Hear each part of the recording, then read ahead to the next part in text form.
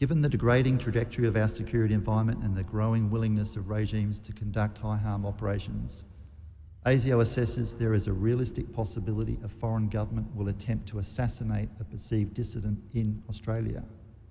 This threat is real. We believe there are at least 3 nations willing and capable of conducting lethal targeting here. The countries that I didn't mention by name know who I'm talking about. We know who they are. By mentioning it publicly, I'm also putting them on notice that we know that some of you are prepared to do this, and we will do our damnedest to stop it before it happens. There was one country that was noticeable by its absence, I thought, in your remarks, and that was China. Why didn't you mention China today? Oh, thank you for asking me that question. So, I did not mention China in my remarks today, you're correct. But how do you know I wasn't talking about things China did in my remarks today? So that's my first response. Second response is,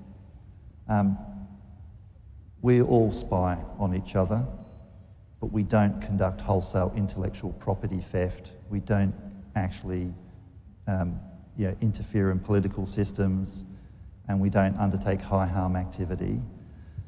I've noticed something interesting about our Chinese friends. So I have called them out before on a number of fronts. I've noticed something interesting about China though. Every time I've done that, there's an army of Chinese government officials that go around complaining to almost everyone in this country across the system, public and private, but not to me. I find that very interesting. Interesting because if they were smart as they should be, and they are smart, they would understand a Western liberal democracy and the role and the statutory standing of the security service. We work for the government of the day, but our security assessments and our security action are independent.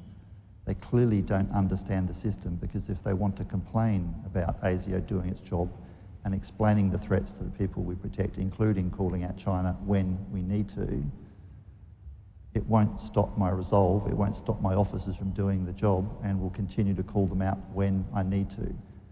This evening I didn't, primarily because I was talking about things that tear at our social fabric, and at the extreme end of that, that isn't China, although we do have some concerns there too.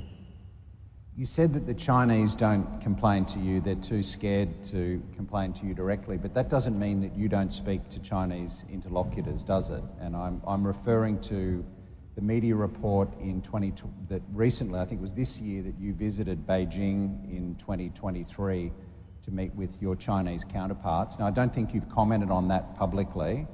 Can you tell us anything about why you would undertake a trip like that? What's the advantage of speaking to the intelligence services, the heads of unfriendly intelligence services? So ASIO has intelligence relationships with some 351 services, domestic, foreign and military intelligence, law enforcement services in 124 countries.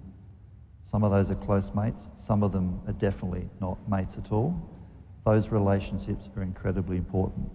You understand why I won't talk about publicly, confirm or deny, because you said it yourself, Michael, that was a media article.